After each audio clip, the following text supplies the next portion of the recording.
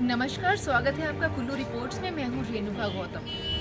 ये तो सभी जानते हैं कि हिमाचल की हरी भरी वादियाँ विश्व भर से सैलानियों को अपनी ओर आकर्षित करती है। यही वजह है कि यहाँ पर साल भर सैलानियों का तांता लगा रहता है। लेकिन क्या वजह है कि इस बार अपेक्षाकृत कम सैलानी यहाँ पर आ पा रहे हैं? हालांकि इस मौसम में, चाहे सर्दी का मौसम हो, गर्मी का मौसम हो, बरसात का मौसम हो, यहाँ पर सैलानी बहुत बड़ी तादाद में आते हैं।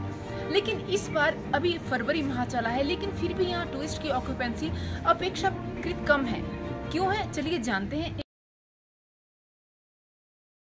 मैं कुल्लू में एक होटल में मैनेजर हूँ और कहीं ना कहीं जैसे कि जनवरी से जो मार्च का मंथ रहते हैं 3 महीने, तो इसमें एक तो टूरिस्ट कम ही रहता है एज़ कम्पेरिजन जनरली जो हम कुल्लू सिटी में जो होटल्स हैं और नियर बाय 5-10 किलोमीटर के जो दायरे में है, तो हमारे वहाँ ज़्यादातर कॉरपोरेट काम ज़्यादा रहता है एज़ कम्पेरिजन, क्योंकि कुल्लू हेडक्वार्टर है और जनरली जितने भी ब्यूरोक्रेट्स हैं ऑलमोस्ट लाइक कोई बैंकर्स या कुछ भी ऑडिट, तो हमारे वहाँ कॉरपोरेट काम ज़्यादा रहता है। और रही बात टूरिस्ट की, तो कहीं ना कहीं इस बार आपने देखा होगा, एक तो मौसम में भी काफ़ी बदलाव हुआ और उस करके जैसे बर्फ़बारी भी काफ़ी लेट हुई, तो जनरली लोग यहाँ पे आ नहीं पाए टूरिस्ट जो कि बर्फ़ को देखने के लिए आते थे। और रही बात जैसे जो महीना आपका जनवरी फरवरी मार्च, उसमें पर्यटन के हिसाब से देखें मतलब टूरिस्ट बहुत ही रेयर है। जैसे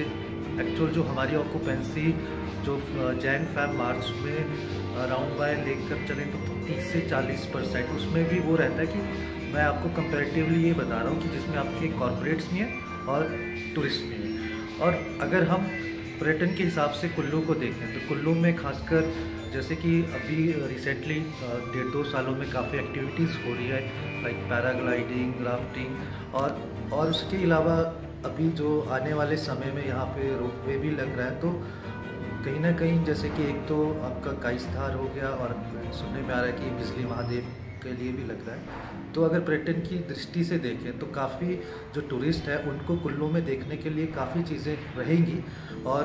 और हम चाहेंगे कि टूरिस्ट जो पहले यहाँ पे एक ही दिन रुकता था, वो मैक्सिमम 2 से 3 दिन भी रुक सकते हैं जब एक्टिविटीज़ होगी तो जनरली।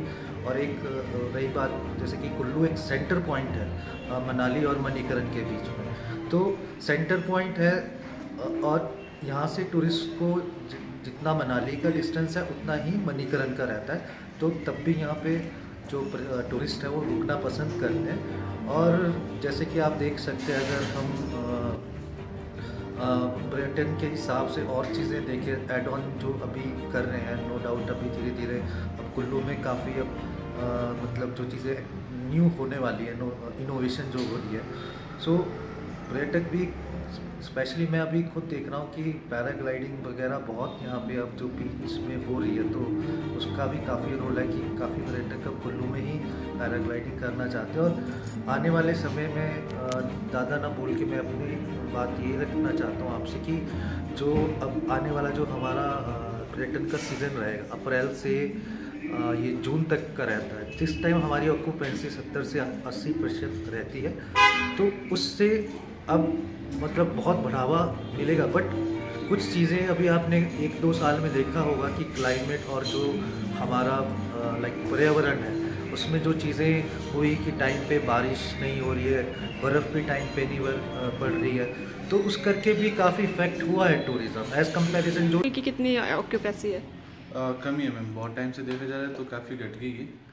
रीज़न में भी ये हो सकता है कि मनाली और कसोल करके ज़्यादा टूरिस्ट मनाली की तरफ जा रहा है और कसोल की तरफ जा रहा है। कुल्लू सेंटर पड़ता है जिस वजह से ऑक्यूपेंसी बहुत कम हो रही है। जो आपका व्यापारी होते कॉर्पोरेट्स होते हैं वही ज़्यादातर कुल्लू में रुक रहे हैं, बाकी टूरिस्ट देखा जा रहा है ज़्यादातर कसोल और मनाली को ही चल रहा है। हाँ जी।